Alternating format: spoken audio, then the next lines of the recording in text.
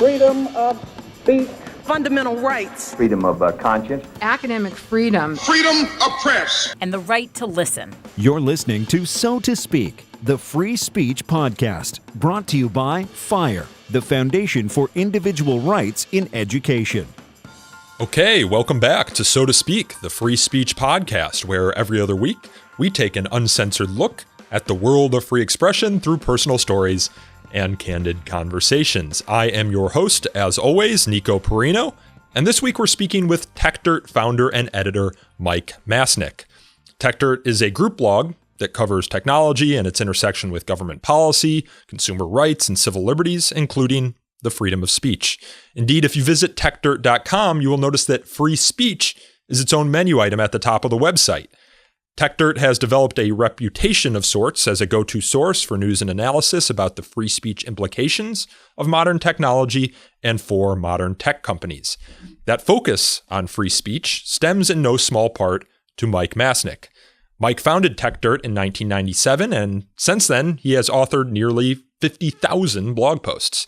His writings on free speech have shaped the narrative surrounding free speech controversies, such as when he coined the phrase the Streisand Effect to describe what happens when efforts to censor backfire and create greater awareness for material trying to be censored. In today's conversation with Mike, we discuss some of the issues he's recently written about for Techdirt, including defamation lawsuits and content moderation. But I also ask Mike about the founding of Techdirt, the culture for free speech in Silicon Valley, the fears surrounding new technologies, and of course, the story behind the Streisand Effect. Here is Techdirt founder and editor, Mike Masnick. Mike Masnick, thanks for coming on the show today. Yeah, thanks for having me. I'm excited. So you founded Techdirt in 1997, is that right? Yes, it depends on your definition of founded, but sure. I started something that became Techdirt in 1997. And since then, I've seen you've written like 50,000 blog posts. Many of those are about free speech. Was free speech always a topic of conversation or a topic you wanted to cover on Techdirt? I don't know if it was always a topic. I mean, I think it was always important to me. Free speech has been something that I've been interested in for a very, very long time. Going back to, and I was reminded of this recently in high school, and I can't remember exactly which grade in high school I was. I was part of a group of folks who produced an underground newspaper, which, you know, I chuckle now in retrospect. It sounds so cheesy that we thought that was cool at the time. But my job in the very first issue of the underground newspaper was to actually explain to anyone reading it why us producing and distributing an underground newspaper at the high school was legal. And so I went on a deep exploration of early free speech cases and things like Tinker versus Des Moines and stories like that, and wrote up this whole, you know, legal analysis when I was, you know, however old, 16 years old, on free speech in high schools. And so I've always been sort of interested in the subject. Techdirt itself wasn't initially supposed to be focused on those things. It was just focused on kind of innovation and technology, obviously, and business and business models and things like that. But, you know, the more I was writing about it and the more I was interested in this stuff, these things all started to converge. I was writing a lot about intellectual property early on, and that kept sort of bumping up against free speech questions. And then a bunch of other topics would come in, and you know, writing about the internet certainly quite a bit. And there are all sorts of free speech questions that come up when you talk about the internet. And so free speech has always sort of been there, but I didn't necessarily think of it as a focus early on, but certainly within a few years, it became a pretty key topic on the site.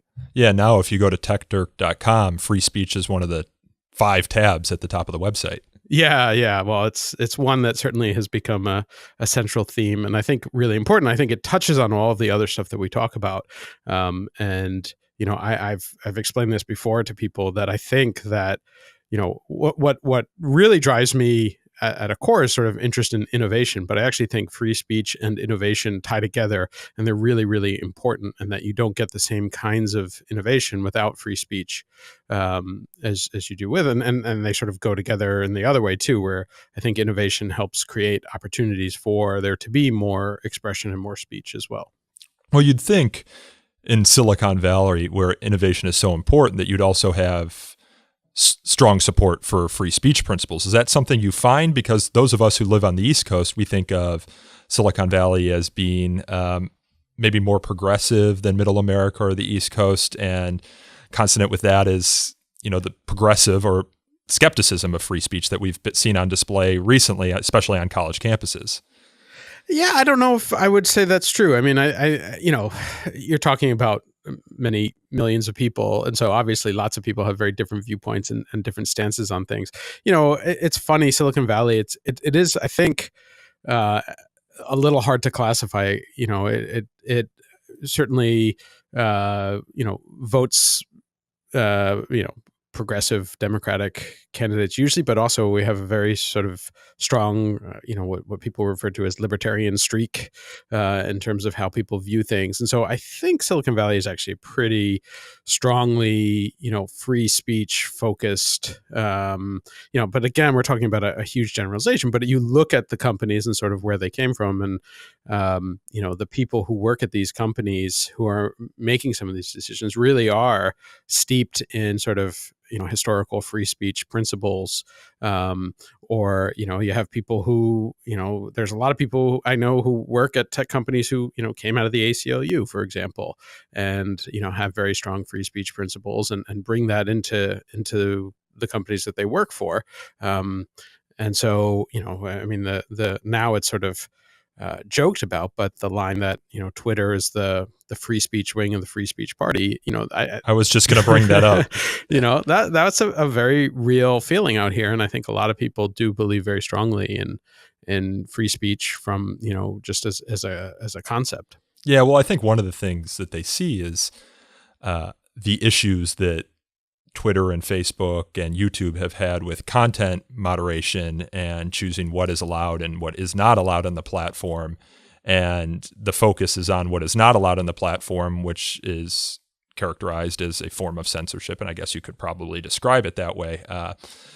But that you see it in that case as being kind of in opposition to general free speech principles. And on the one hand, they are platforms and they have the editorial right to allow whatever they want to allow on their platform. But then you have lawmakers on Capitol Hill who are lambasting the Twitter CEO for what they perceive as conservative bias. Right. So I think that's the kind of the conception that people in popular America have. Yeah, well, I think it's a lot trickier and a lot more nuanced than that, and I think that's part of the problem, right? So you do have different competing interests here, and certainly, like if we're talking about free speech, the platforms themselves have free speech rights in terms of determining who they allow on their platforms and not their private platforms. Just like you at Techdirt can allow whoever you want to write for Techdirt. Exactly. To write for Techdirt and can not publish whatever you don't want to publish. Right. And so you have choices about that, and normally we support that kind of free speech as well. Where it becomes tricky, and I certainly early on, came at a lot of this from the perspective of, this platform should take a totally hands-off approach. But even the more that I've thought about and how these conversations, you begin to realize that it's a lot trickier of an equation than people seem to think it is. If you haven't managed any sort of community, frankly, you begin to realize, like, if you have a totally open site and a totally open community, what happens? It very, very quickly gets filled up with spam and all sorts of other junk, right? And so, like, one of the first things, on Techdirt itself, like, we have a commenting system, and early on my stance was, well, we should never delete any comment no matter what. And then of course you start getting all this comment spam. You're like, oh wait, okay, that's not really good. That's not good for the community. It's not what anyone wants to see. So we can probably delete that. And then you're like, okay, well, now I actually do feel that content moderation is okay. So now I suddenly have to draw lines in terms of, well, what is okay and what is not okay. And then you suddenly open up a huge host of very difficult questions. And so it is a really, really tricky issue. And it's, what's interesting and what I think is missed by a lot of people who don't interact with the people at these companies who are trying to make all of these calls is it is kind of amazing how many of them come from this sort of very strong pro free speech background. And in fact, I'm not going to name who, but someone at one of these companies recently commented to me something to the effect of, what a lot of people don't realize is they're criticizing all these companies and their content moderation decisions is how many of the lawyers and policy people at these companies who are making these decisions were people who, otherwise speaking, probably would have gone to work for the ACLU or EFF or some other organization that is strongly pro-free speech. And they are at these companies really trying to come up with policies and plans that are protective of free expression as much as possible, with the recognition that, no matter what you do, there are trade-offs. Do you allow all sorts of spam or not? And then once you've said that, do you allow people to be harassed and threatened? Well, then you have to start dealing with that. And so there are all of these things, and so many of the cases are a lot more gray than black and white. And it's easy to sort of pick out one or two cases and say, well, I would have decided differently. But it's hard. It's much harder in practice. And just as an example of that, we did this event that we ran in Washington, D.C. last year at a conference on content moderation. And the event was, we basically turned the entire audience into content moderators. And we sort of had a fictional social network and a whole bunch of examples of flagged content and made up terms of service in terms of like, this content was flagged and someone said it violates this particular rule. And it was, lightly fictionalized, and some of the examples were based loosely on real life examples. And we asked the audience, what would you do about this content if you were a content moderator? And we gave people 4 choices. So one was just do nothing, leave it up. One was take it down. One was put some sort of flag on it. So basically like, a warning sign, this might be adult material or whatever, some sort of flag that would indicate to readers they could still see it, but there's some sort of warning sign associated with it. And then the last one was escalate, which is basically, this is above my pay level. This is too difficult to determine.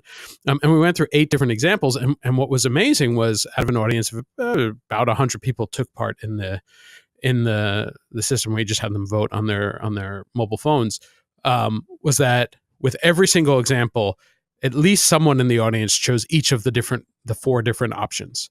And so, it really highlighted, to me at least, and hopefully to people in the audience, like, these are not easy decisions. There's no clear answer, even in cases where some people think this is obviously, of course you should leave this content up, and of course you should always allow this, or of course you should take this down. There's always someone who disagrees. And it sort of highlights how difficult that question is. And again, I am coming at this from a, I am a true believer in free speech, First Amendment principles, and supporting as much expression as possible. And I believe strongly in these ideas of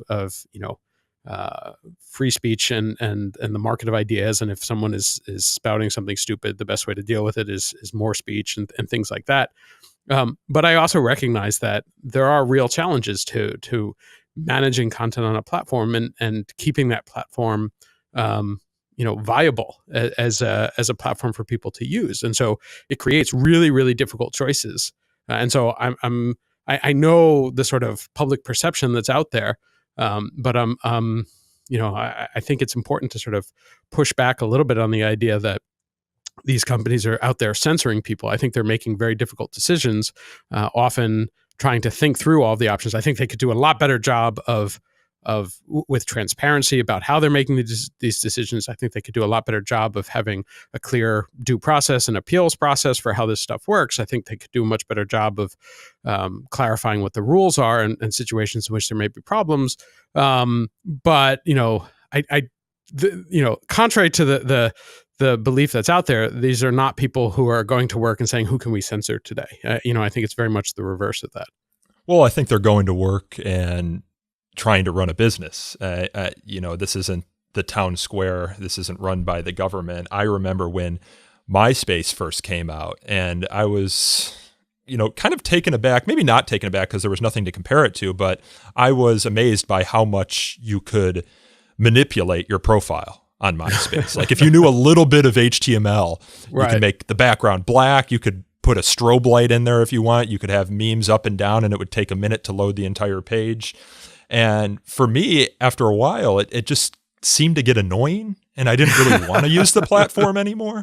Right. And now, on the one hand, MySpace gave us a lot of freedom, but on the other hand, that amount of freedom kind of turned me off from this community, from this platform. And I just think about now, what if free speech, or what if Facebook allowed for First Amendment free speech protections on its platform, and you could post pornography on the platform, or we know what the Supreme Court says about crush videos, right? For example, I don't know that I would want to go to Facebook every day. So when you manage something, you have to take the trade-offs more seriously than you do if you're just Monday morning quarterbacking. And anyone who's ever run a business or run a department or had employees or needed to create a viable business or organization kind of knows how difficult those trade-offs can be. Yeah. And I think it's a real challenge. And I think, what we should encourage, though, is the opportunity for anyone else to create different communities, and they could be specialized communities. If they are, if we're talking about content that is, maybe some people really don't like or are unlikely to like, or things like that. I'm not against there being a specialized community, where people can discuss those things. I mean, obviously within legal limits, but that doesn't have to be on the platform that then shares that content with everybody else in the world, right? So there are different aspects to this, and part of it is this question of should everything be exposed equally to everyone, right? It's one thing to have the right to speak, and being able to speak is important, and the right to anyone to be able to set up a soapbox in the corner of the public square and speak out, I think is great.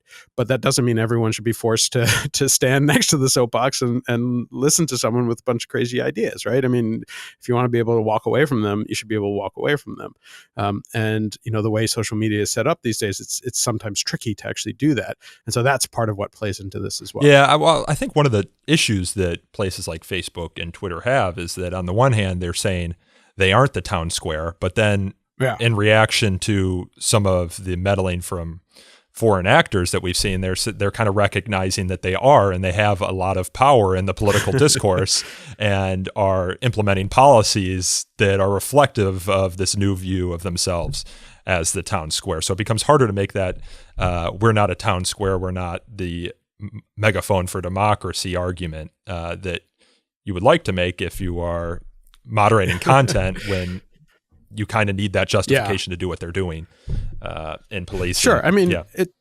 it's something totally different, right? It's something totally new, right? I mean, so I think it's tough to make the comparison and say they are a town square and they're not, because they both are and are not, right? It's something totally different, and it's a different thing. And one of the things that's happening right now is we're in the midst of this new thing existing, and people not being used to it, or not being adjusted to it or adapted to it. And I actually think that, like many situations where people sort of freak out about the new thing and the negative consequences of the new thing, and lots of new things come up with negative consequences over time, as a society, we actually do a pretty good job adapting to the new things and understanding the negative consequences and figuring out ways as a society to minimize the negative consequences and to promote the beneficial side of these things. And I think that we're at that in that middle point that everyone seems to forget about, in which we're learning all of that and we're figuring out as a society how to adapt. And at some point in the hopefully relatively near future, we will figure out how to adapt as a society, and it's not necessarily dependent on the platforms getting regulated to hell or whatever, but we as a society will figure out how do we deal with that. There is content that we don't necessarily want on these platforms, and how can we adjust to that? And then we'll look back on this and it'll sort of seem like a moral panic that everyone got all up in arms over, that probably wasn't worth it in the long run. But those things take time. And as that process is happening, it's difficult because it's not clear what the answer is. In retrospect, it'll probably be obvious, but right now it's not. Well, I kind of cut you off earlier when you were talking about the history of Techdirt. So we look back on 1997 and you're talking about, and I'm talking about kind of the fears that we have surrounding these new things today in 2019. back when you started Techdirt in '97, what were the new things then? And did you have were there like similar fears or different fears that existed back then that kind of went by the wayside as these technologies progressed? Sure. Yeah. I mean, and they're all different things. I'm trying to think of which one is the best example for that. But like, early on, certainly one of the big issues was around copyright and music online. And so, 97, 98, Napster, exactly. Napster was a big thing. And suddenly there was this talk that, it was going to destroy the music industry. Right. And we've basically spent the past 20 years going through this battle of, music on the internet going to destroy it. And it is sort of an interesting lesson in that if you look at kind of the history of what happened, which is the record labels for the most part fought Napster viciously, and it was an attack on everything near and dear to their hearts, and was going to destroy everything, with the one exception of BMG at the time, which was one of the major record labels before it got swallowed up by another one. They actually invested in Napster. Everyone forgets this now, and we're the one label that was supportive of Napster. And then like the people really flipped out at BMG, and they kicked out the CEO, and there was a big lawsuit over it as a huge mess. But everyone was saying, Napster's going to kill everything, and so then they fought that, and then everyone was trying to create like a legalized, a legal music service, and the labels fought that. And for a while, they were just against music on the internet in any way, shape, or form. And then, to sort of appease people, they created their own services. There were Press Play and Music Now were the two services that the labels created, and they were awful, and they were just it was this mess. And they're like, look, we're adapting, and everyone's like, no, we don't want you to adapt that way because it sucks, and it's much easier to just use whatever was post Napster at that point. And then finally you started to get things to change, where Apple sort of mainly Steve Jobs sort of twisted a bunch of arms and convinced the labels to understand stuff and release music. And now, of course, we have Spotify and other streaming services, and the whole market has changed. And, you now look and, just recently the RIAA, the Trade Association for the record labels, put out their latest numbers showing that music is making more money than ever, and most of it is coming from streaming, which was the thing that they fought kicking and screaming for 15 of the past 20 years, and now it's making them more money than ever. And you see that whole thing where it's like, in 1997 and 98, if they had just been willing to sort of embrace this technology, understand it, learn how it works, and create something that would have been much easier and got people excited. I skipped the whole part in the middle there where the record label started suing a bunch of music fans. I think they ended up suing about 30,000 people for downloading music, and they lost a whole bunch of money on those lawsuits. They won some of the lawsuits, but they didn't make any money from it. And it certainly didn't endear people to the record labels or make people want to spend money on music. What made people want to spend money on music was really cool, simple to use, convenient services that had everything, like a Spotify or now an Apple Music. It was the innovation that allowed people to enjoy it, rather than going crazy and suing everyone and fighting the innovation in technology. And it's another example of given time to sort of figure these things out and not sued into oblivion. The innovation kind of won out and created a world that's much better. Frankly, now the fact that I can open up Spotify and basically listen to whatever I want.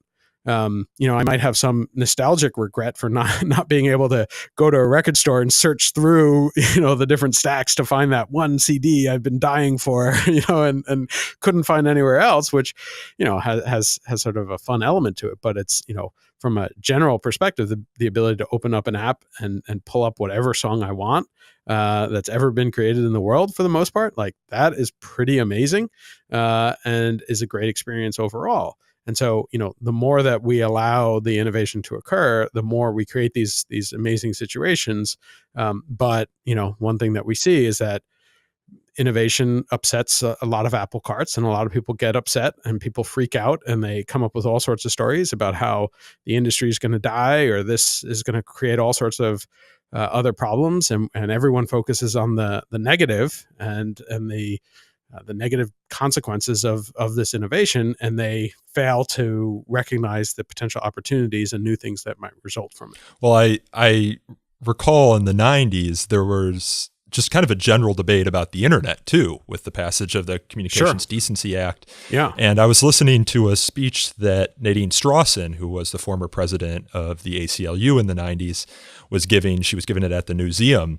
And she was telling us about how hard it was to fight for internet freedom in the 90s when you had Time magazine on July 3rd of 1995, for example, on its cover. And people today kind of forget that Time magazine. Well, no, but Time magazine had this huge cultural draw and pull, and it was very influential. And on this particular cover, and if you just kind of Google Time magazine 1995 cyber porn, they had on the cover a child, kind of a shadowy child, a light overhead. His hands are on a keyboard and he's looking out at you like he's looking at the computer screen. And the cover reads cyber porn exclusive. A new study shows how pervasive and wild it really is. Can we protect our kids and free speech?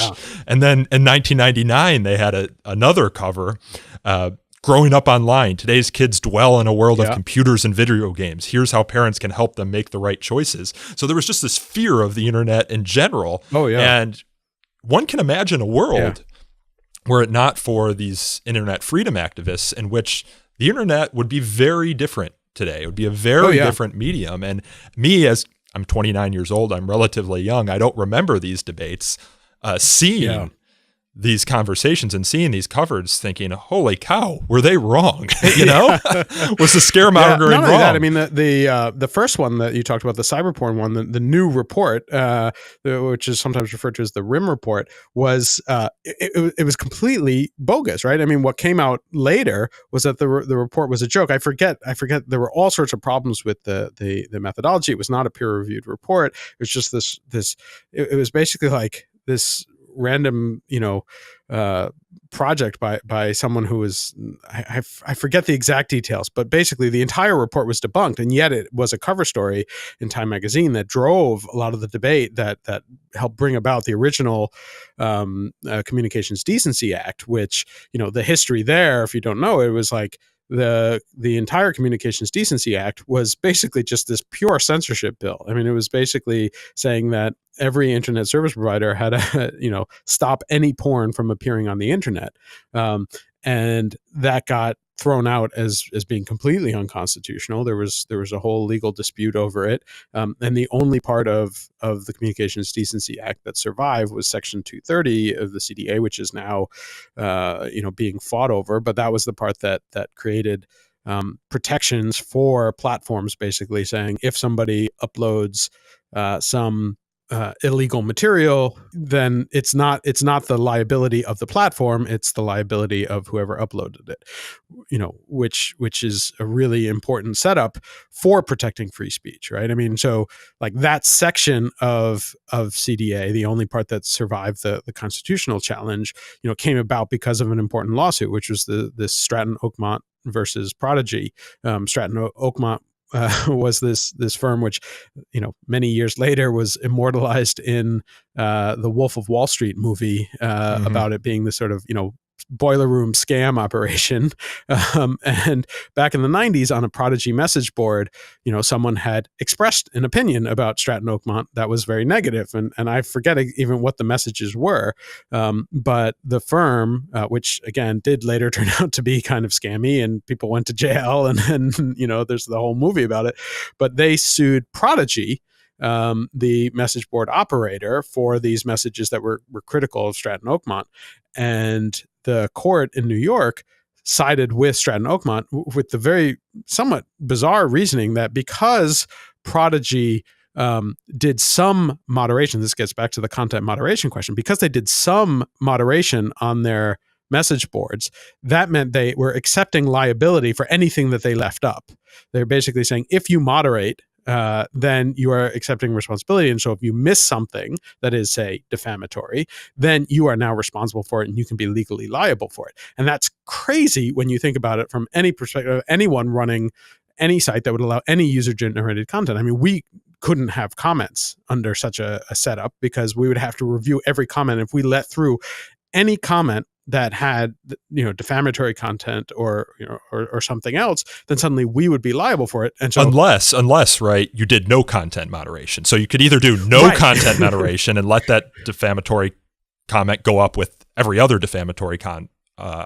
Right. But if you did some content moderation and you took down one post here or another post here, but you let that allegedly defamatory comment stay up, then you are liable. Right. And then you're back to the thing where, and if you don't do any content moderation at all, you get filled with spam and the thing becomes useless.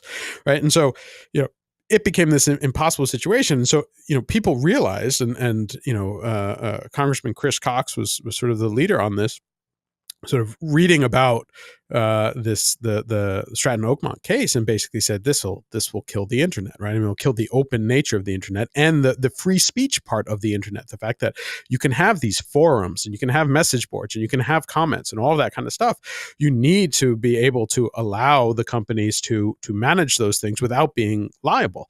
And so, he was sort of the original crafter of what became Section 230, and it was to enable free speech online, to enable the platforms to open themselves up and say, if we have to do some content moderation to remove spam or remove offensive content or remove abuse, we shouldn't be liable for that. And therefore it will enable them to actually, offer up those services that enable all of this free speech online. And that's why I find it a little bit disturbing that a lot of the people who are now angry at the platforms and who feel that like they're perhaps biased in their content moderation choices, that they're attacking Section 230 and saying like the way to fix this is to change Section 230 and to make the companies liable again, which will do the exact opposite of what they think it will. Because again, it puts you in that position of either under that condition you don't want to do any moderation at all, and then you just get this totally awful crap, or you shut down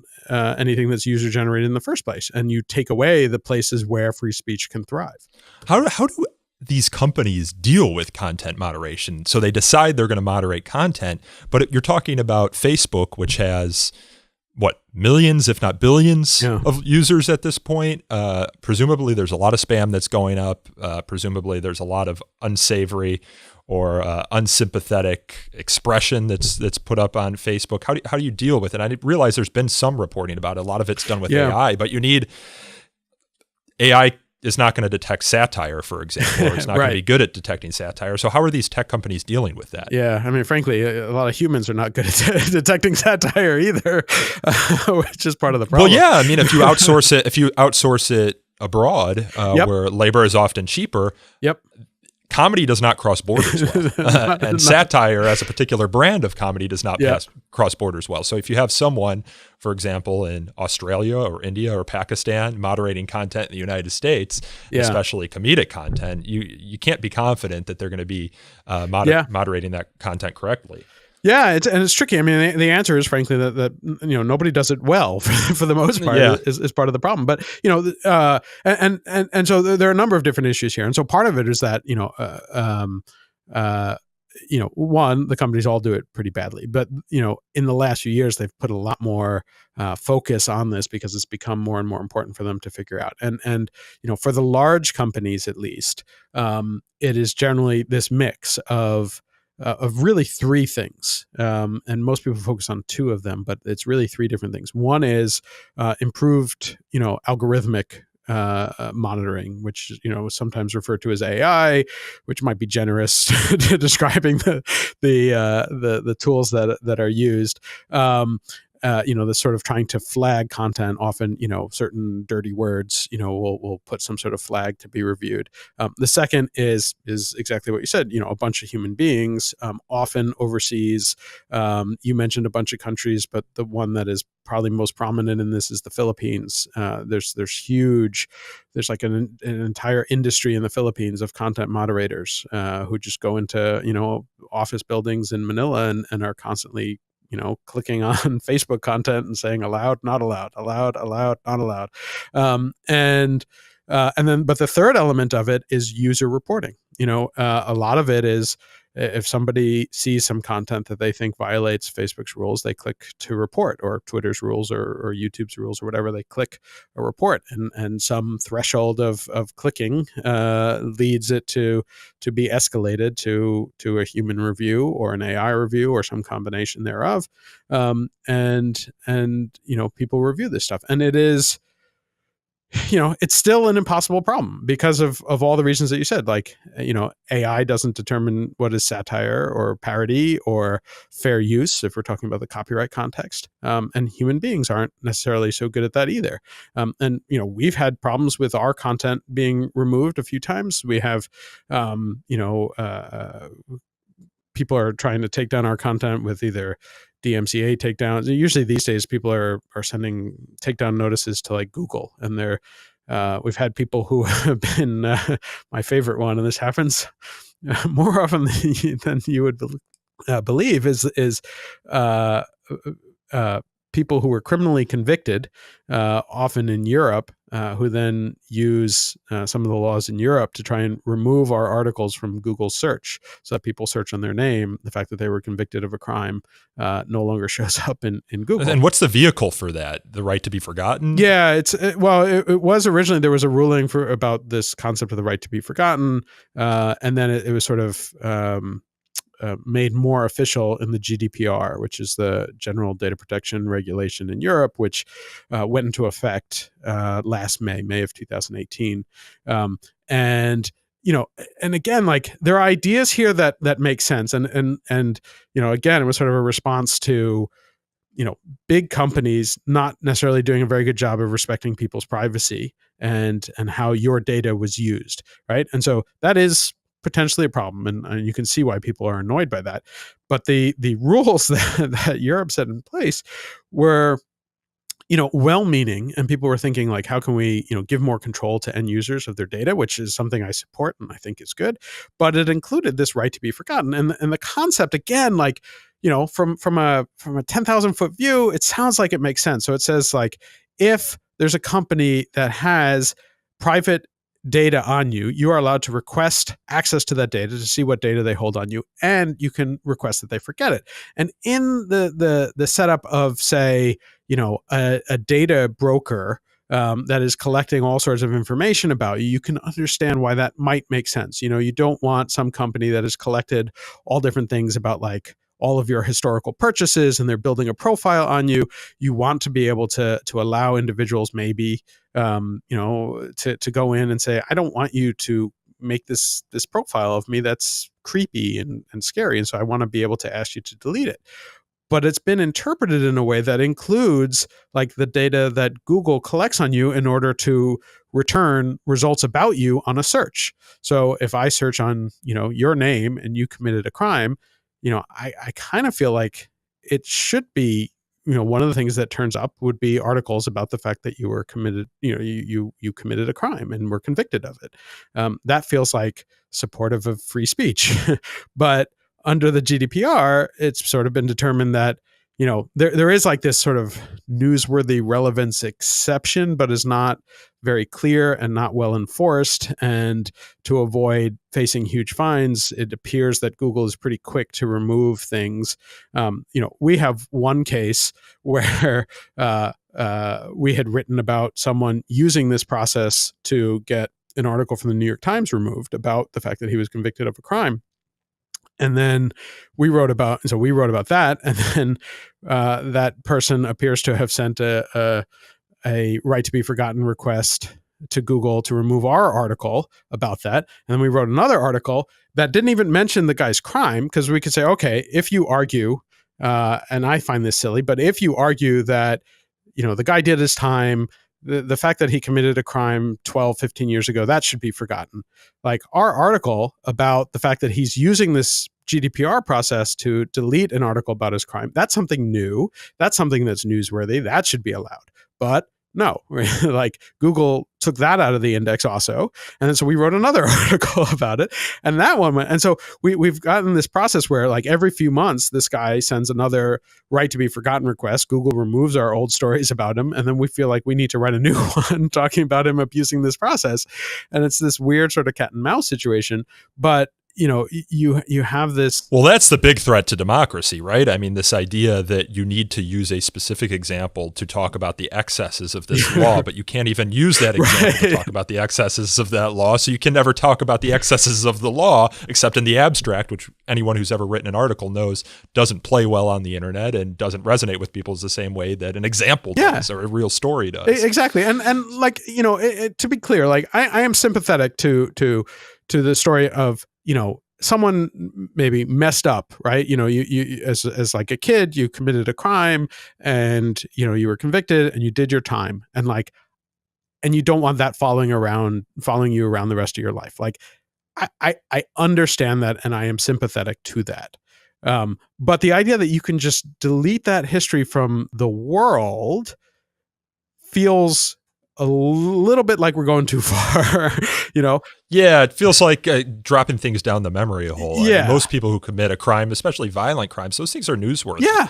And if it happens in a small community, it's going to be reported on in that small community. It might be reported on in the New York Times if it's significant enough. And I don't know that I'd ever want a law that would prevent the reporting on these important newsworthy events. Right. I mean, there's a freedom of press, freedom of speech concept right there, and I think there are other ways to approach it. Like if you have truly rehabilitated yourself and you serve your time and you've now become a productive member of society, like that is a story too, right? I mean, tell that story, right? Tell about, I messed up when I was, 19, 20, whatever. And I did my time and I learned my lesson and now I've changed my ways and that's a good story. And you can tell that story. And then the fact that you committed a crime 15 years ago, like, no big deal, right? I mean, you sort of explain what that is and people can understand that, but they also can learn about how you changed and grew and became a better person. And to me, that's a lot more compelling story than like, I want to delete the knowledge of the fact that I did commit a crime and was convicted of it.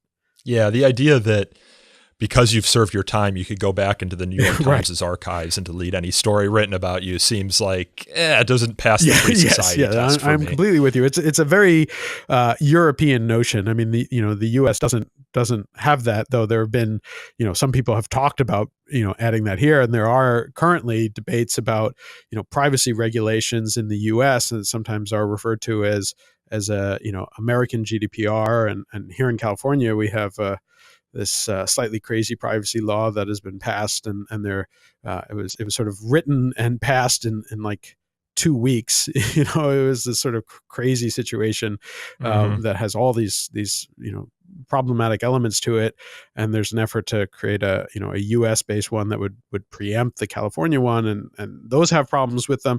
And so it is possible that we'll end up getting that kind of thing here, though I don't think it would survive First Amendment scrutiny in a court. But these things have impact, and again, like I do want to be clear that the people who are coming up with these laws are well-meaning, right? And they are addressing things that they see as problems.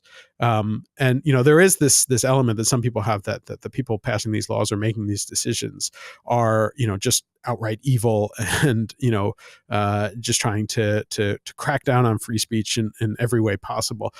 That is not an accurate statement, I think.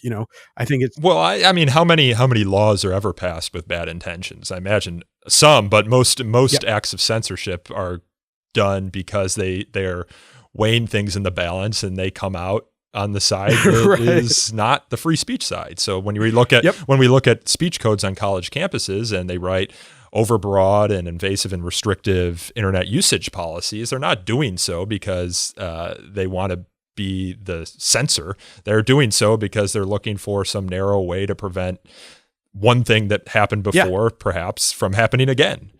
And so I never try and look at this as someone's acting from the worst intentions, but at the same time, it's not even just deleting criminal history. Didn't I hear a story a couple of years ago about a pianist who put on a performance in Europe and someone wrote a bad review of it and he petitioned to get it taken down and he was successful?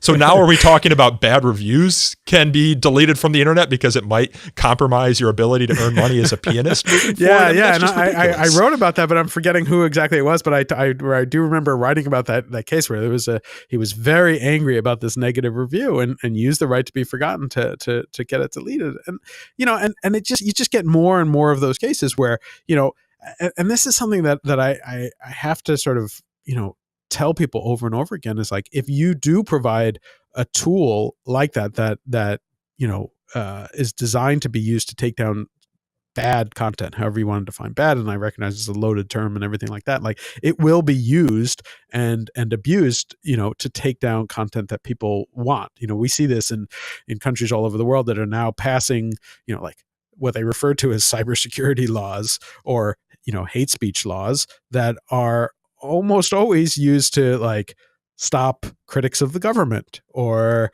people who are criticizing the police for abuse. And then, they're brought up on charges of hate speech against the police or hate speech against the government. Or you see this in France with criticism of Israel. Yeah. Same thing. And there are a variety of situations like that where, and again, like, you can see the legitimate thinking behind the law, but what you don't get is enough people thinking through the actual impact of the law and the actual impact of how these things will be used over time. And I think that should be a big concern. And it's just not. So speaking of taking down content, I kind of need to ask you about Barbara Streisand, because if you go to your Wikipedia page, it says you were the one that came up with the phrase, the Streisand Effect. And so tell me a little bit about the background of that story. Yeah, so this is a great one, right? So the overall background was that there was this guy, and I should remember it, but I'm blanking on his name, who decided that he was going to basically document coastal erosion on the west coast of the United States.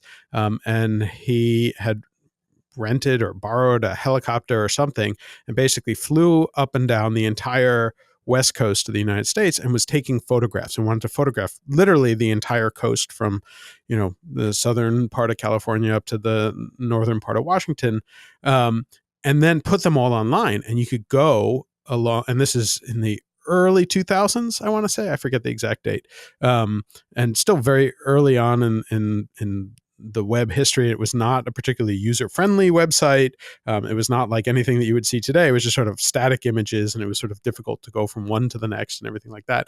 But you could see the entire, this is the days before satellite imagery was easy to access. You didn't have Google Earth and and all that kind of stuff. And his idea was every few years he would go back and do it again, and you could see how the coast would change. All that's great.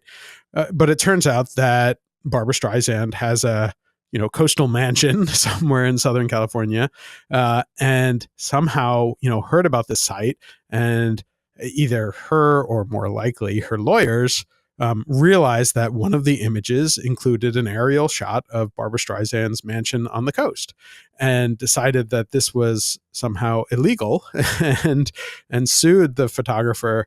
I think the amount that she sued for was $50 million for posting this photograph. And so the amazing thing that came out, because then, there's a lawsuit, it's filed, that's public information. And so the Associated Press picked up on the story and wrote about Barbara Streisand suing this photographer. And what came out during the lawsuit was, before the lawsuit was filed, and really before the Associated Press wrote about it, that particular image that shows Barbara Streisand's coastal mansion, I think it had definitely gotten single-digit visits. I think it was either 7 or 9 total visits. And it turned out 2 of them were from Barbara Streisand's lawyers. So that means, somewhere between 5 and 7 other people had seen the image of her mansion. And probably weren't going to the website to see her mansion in the first place, but just happened to... And weren't going, and probably didn't even realize it was her mansion. They were just looking along the coast and all this kind of stuff. And of course, like the day that the Associated Press story came out, that particular image was seen 500,000 times. And this was, again, this is the early 2000s. If it had happened today, it would have been, many millions, of views. And suddenly, like, this image that she supposedly didn't want and was so important that she didn't want anyone to see it, that she had to sue for $50 million over it, got so much more attention. And so, we wrote a post sort of just, kind of making fun of that result, the fact that all of this kind of stuff happened. And then sort of, we referred back to it a few times. And then a few years later, there was a similar situation. We've seen this a bunch, that these kinds of things kept happening. We had seen a similar situation where somebody had demanded something be taken down, and it got all this attention. And I jokingly said at the end of that post, like, oh, we should have a name for when this happens, when somebody tries to take down content that they don't want anyone to see, and all that does is lead millions more people to go and search it out and find it. And then I just said, let's call that the Streisand Effect, and linked back to that original story about the lawsuit with Barbara Streisand.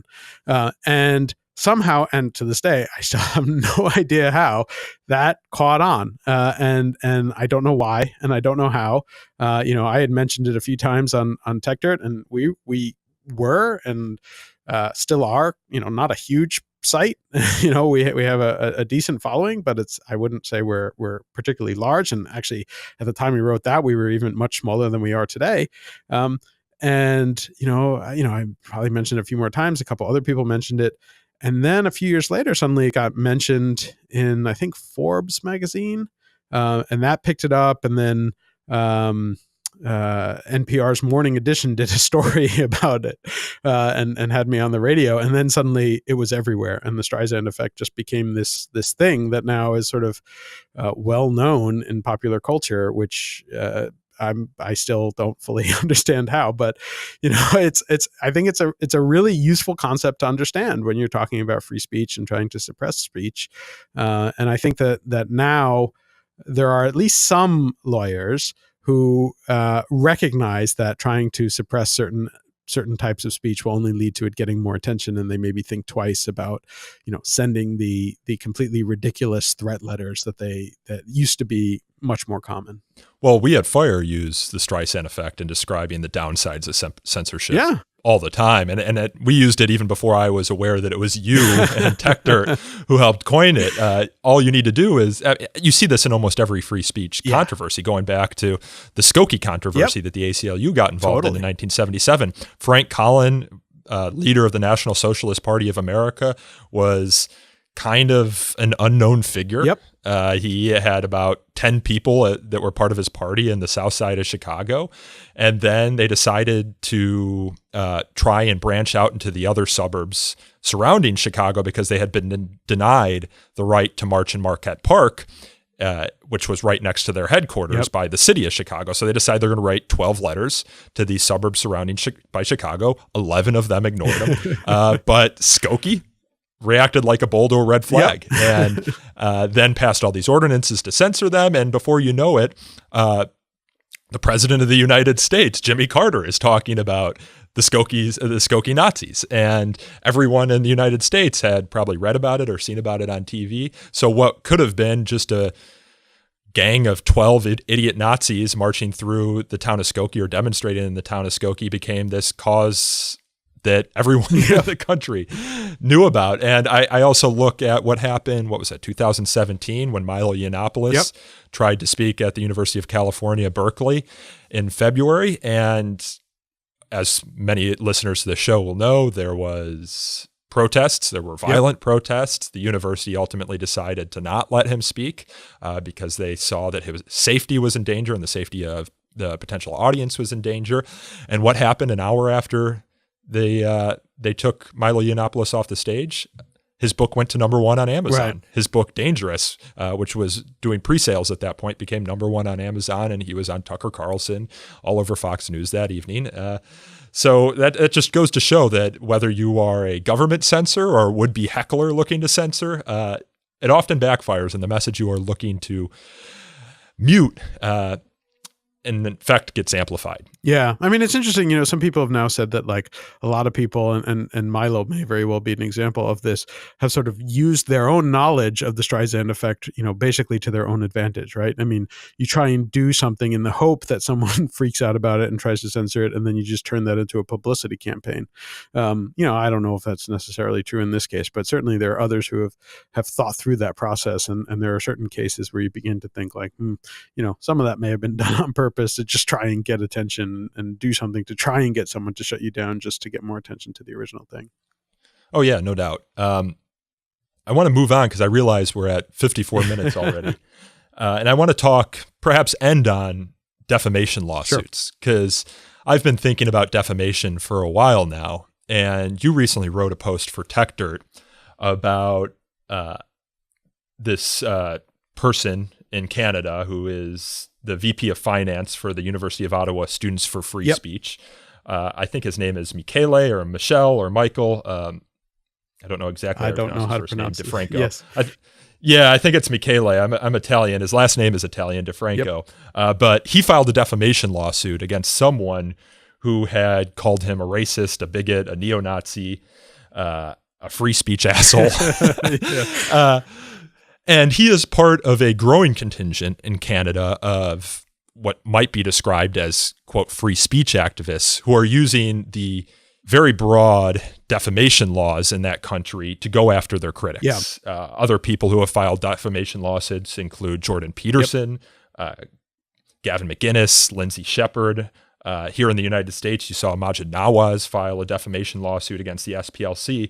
And I'm looking at these as a free speech advocate, and I'm seeing a lot of times what the lawsuits are being filed over are not so much malicious statements of fact or alleged fact against someone, but rather just someone's interpretation of who someone is. They call someone like Jordan Peterson a fascist. They call someone like DeFranco a bigot.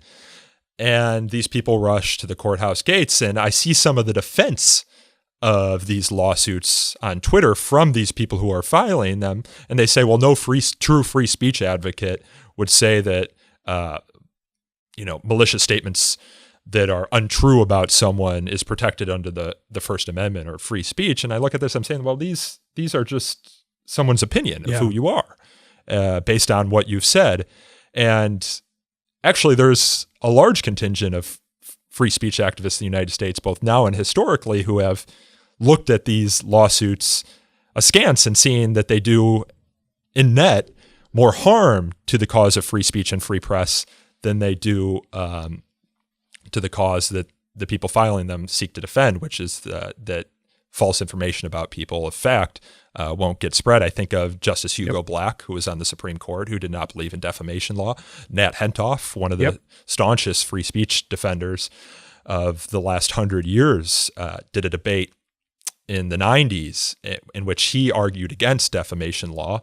And you see a number of publications that while these lawsuits have no chance of winning in the United States, the mere filing of them has bankrupted these organizations. Or you get a scary lawyer letter from someone with a lot of money who could just continue to litigate the lawsuit that they have no chance of winning for years.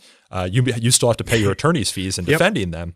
And this has generated, of course, laws that help protect against that, including the anti-SLAPP lawsuits, the strategic lawsuits against public participation lawsuits. And so this is kind of a long way of me saying that Mr. DeFranco in Canada isn't really on the side of free speech as some free speech activists might be concerned. So I wanted to get your general take on those issues and where you think they stand on the free speech spectrum. No, I think your description is very accurate, and it it's either ironic and funny or sad and depressing, and maybe both of those things, that people who claim to be supportive of free speech end up suing for defamation over speech that is clearly opinions. I am a very, very strong believer in better anti-SLAPP laws. And so for people who aren't familiar with how anti-SLAPP laws work, I mean, they're basically, laws that were originally put in place in response to similar lawsuits that were often done by large developers who were building up buildings or malls or whatever, and people were protesting, and the developers would just sue for defamation over things they knew they couldn't win, but just because, exactly as you said, they knew that the lawsuit alone was enough to silence people and make them cave because it's just so expensive and would bankrupt anyone. So anti-SLAPP laws were put in place in basically right now about half the states in the U.S. Have anti-SLAPP laws that, with varying degrees of, structure allow people to get those cases dismissed very early on, and in the best of cases, also allow you to recover to recover the legal fees, which is an important part of anti-SLAPP laws to discourage these kinds of bogus lawsuits. I think that there can be places for defamation law, though I'm increasingly of the opinion that they should be very, very limited in their ability, just because it is a process that is abused so much and really designed to stifle people's free speech and to just drag people down through legal process. That I think that we live in an age where, when we do have the internet and the ability for more and more people to speak out and give the other side of the story and to counter questionable things. If you don't like someone referring to you as a member of the alt-right or calling you a free speech asshole, whatever that means. Well, the crazy thing I should note in the DeFranco case that you mentioned, he didn't even call him directly a free speech asshole. He had put out a tweet that said, just referring generally to free speech assholes, plural, and linking to a story that included DeFranco in it. So, I mean, it's even more ridiculous than directly calling him a free speech asshole. But like someone calling you an asshole, that is classic free speech. That is someone's opinion, right? You're not going to go to court and define, in concrete factual terms, who is an asshole and who is not, and how do you define that? And one of the classic elements of what is not allowed in a defamation lawsuit is something that cannot be proven true or false. How do you prove that someone is or is not an asshole? I mean, you can have some people, on the stand, and I'm sure, that guy's parents and grandparents would get on the stand and say, no, my child or grandchild is not an asshole. But then you can have anyone else get on the stand and say, no, he's totally an asshole. He cut off in traffic one time. It's such a ridiculous concept of even having to go to court to fight these things. If you're in that situation where someone is saying stuff that you disagree with and that is rude or obnoxious about you, like, respond. Like, you have the ability to say, like, no, you're misinterpreting these things. If I'm, hanging out with these people that you don't like, well, you explain why it is that you're associating with those people, and you give your reasons, and then everyone has the right to their own opinions on whether or not they agree with you or believe you, or if they think you're an asshole or they don't think you're an asshole. Like, that's the nature of open discourse. And the fact that a lot of those people, I mean, in DeFranco's case, the fact that he is, VP of this Students for Free Speech organization is, to me, incredibly hypocritical. It's a situation where, if you really believe in free speech, that has to include people saying negative stuff about you. Right. And it happens, and it's not fun. And I don't like it when people, attack me and my character and say things about me that I don't think is accurate or is based on, misleading take on things. But like, that's going to happen. Not everybody's going to like me. And in fact, a lot of people dislike me. I take strong opinions on a lot of different things, and I recognize that that's going to get people upset. I don't want people upset, and I try and explain myself as carefully as possible. And if somebody's really upset, if I think it's reasonable to do so, I'll try and explain my position better. But that's a case where, more speech tends to be the answer to speech that we don't like. And I'm not going to convince everyone, and some people are still going to be mad. But the fact that you then, are using the fact that you're upset about this stuff to go to court, which is just an incredibly hellish process. And I can't comment more than just making this point on this, but like, I am still in the midst of being sued for defamation myself, and have been dealing with a lawsuit for over 2 years at this point. And it is just an incredible, resource intensive, both in terms of money and time, and and also just energy and mental process of having to deal with, being sued and having to go to court. And it does so much damage, just to people for expressing their opinions on things. And it's really, really intense. And the fact that people are using this, and often people who call themselves free speech supporters are supporting these viewpoints and saying, this is a good thing. This is, we're creating consequences for your speech. That's not what people mean. That's not what real free speech supporters mean when they say speech has consequences.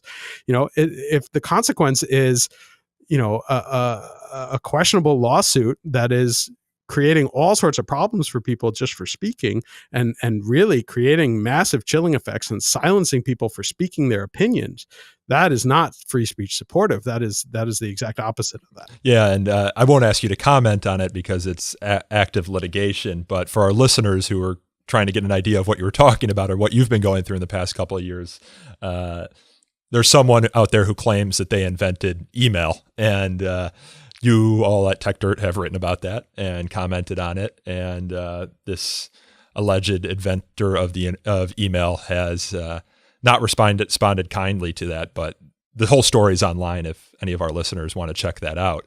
Yeah, I mean, this whole use of defamation law is very short-sighted. So I look to Jordan Peterson, who doesn't like being called a racist or a fascist, whatever he was called.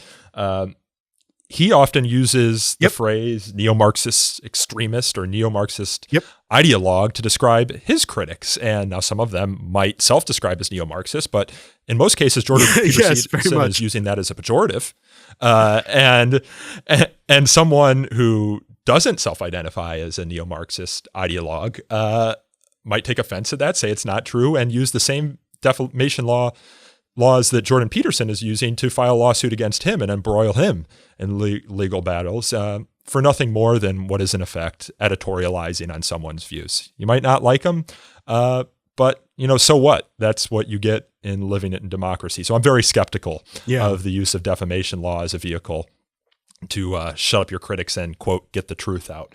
But there are some cases that are more complicated, and I don't have a strong opinion on this, but there's that kid who was involved in the Covington dispute, the guy in the red MAGA hat who was in front of the Native American man and was seen to be smirking at him, or at least so it seemed, in a 20-second clip that went viral over one weekend. And that kid's life has changed as a result of some newspapers reporting only that 20-second clip, and it later became apparent that there was more to the story than what was in that 20-second clip. But the Washington Post reported on that 20-second clip, and this kid filed a defamation lawsuit for millions of dollars against the Washington Post. And, on the one hand, I feel bad for the kid because his life has changed, and he was alleged to have done something that it's pretty clear he didn't do.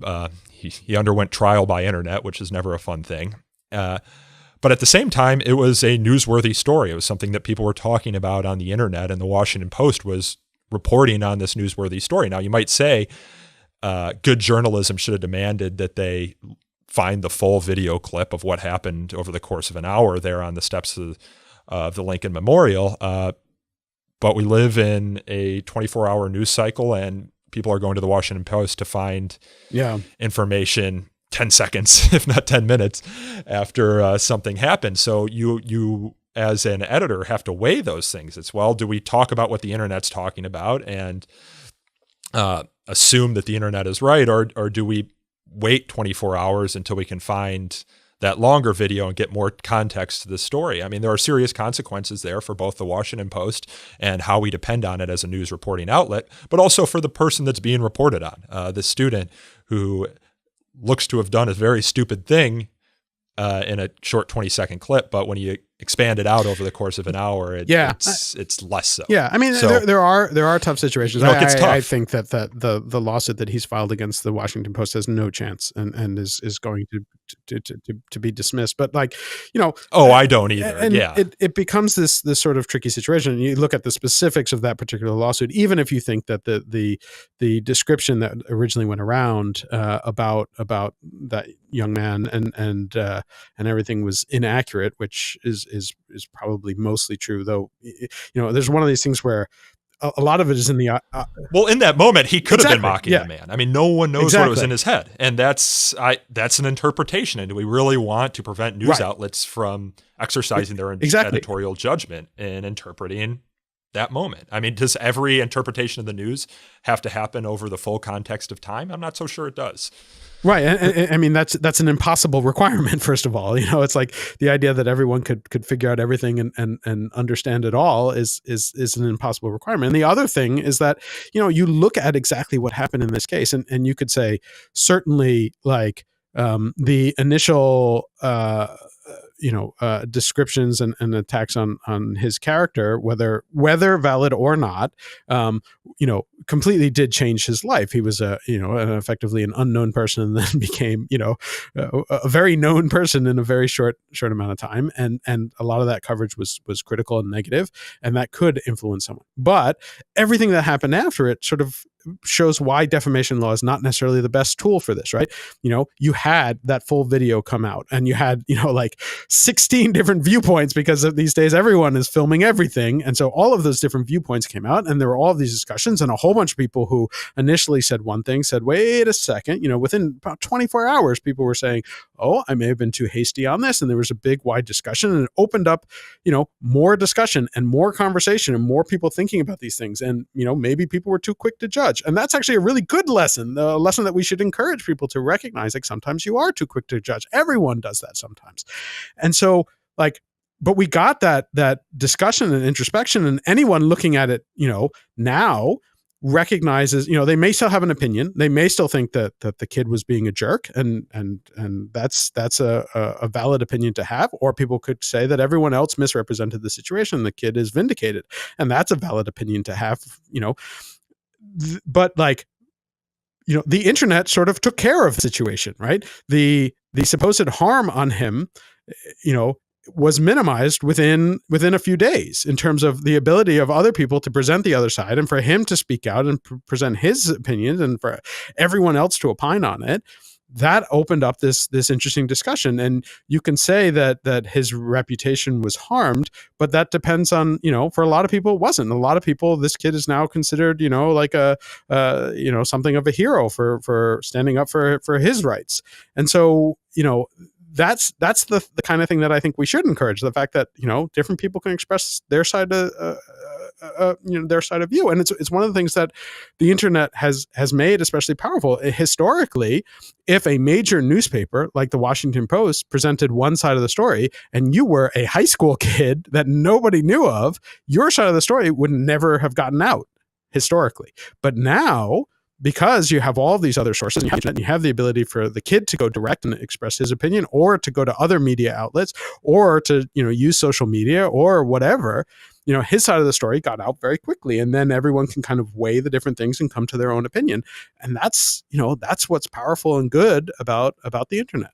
Yeah, one has to wonder, what would have happened to this kid or to anyone else if this story came out in 1980? Now, maybe you wouldn't have, the story would have never been a story, because the power of imagery on the internet is something today that it could have never been at any other time. But let's say that Channel 2 News got that quick 2-second, 3-second snapshot of him and the Native American man confronting each other, and it's editorialized as this student mocking this Native American man and his MAGA hat. It would have ran on the 5 o'clock news, and then it would have been a done deal, because the fallout from that story probably would be less interesting and less newsworthy, for example, than what you saw on the 5 o'clock news in that short 2-minute clip, because you would have never gotten the full hour of video footage released, because the news model at that time, when you only have an hour to show the news of the whole day, wouldn't have supported something like that. And this just kind of goes back to what we were talking about at the beginning of the conversation about, we're still trying to figure out how to use the internet. Yep. We're still trying to figure out how to moderate content. We're still trying to weigh the values of free speech versus other values, such as privacy or creating a community within a private space. And this is just like how we were trying to figure out how to use radio in the early part of the 20th century, or TV in the early part of the 20th century. And hopefully we all learn lessons from some of these controversies that have sprouted up, like the Covington one, and become better users of this multimedia. But I realize we're over an hour now, Mike, and I only asked for an hour of your time. So I just want to thank you again for everything you do at Techdirt and covering free speech and its intersections with technology, and also on occasion things that happen on college campuses, and to keep up the fight. And I hope to do this again soon. Yeah, this was great. I always love talking about these things. So I enjoyed it, even if we went over time. Oh, and I should add that you do have a podcast, right? Yes, we do. We have the Techdirt podcast, and we talk about all different topics. Sometimes we'll do free speech stuff. Sometimes it's basically whatever interesting thing I want to go deep on that particular week, we discuss. All right. Well, I encourage people to check that out. And Mike, until next time, thanks for coming on the show. Yeah, thanks for having me. That was my conversation with Techdirt founder and editor Mike Masnick. It was recorded remotely over the internet on March 11th. You can check out Mike's work by visiting techdirt.com. That is TECHDIRT.com. He's also an entertaining and informative Twitter follow. His handle is mmasnick. That is at MMASNICK. This conversation was hosted, produced, and recorded by me, Nico Perino, and edited by Aaron Reese. To learn more about So to Speak, you can follow us on Twitter at twitter.com/freespeechtalk, or like us on Facebook at facebook.com/So to Speak podcast.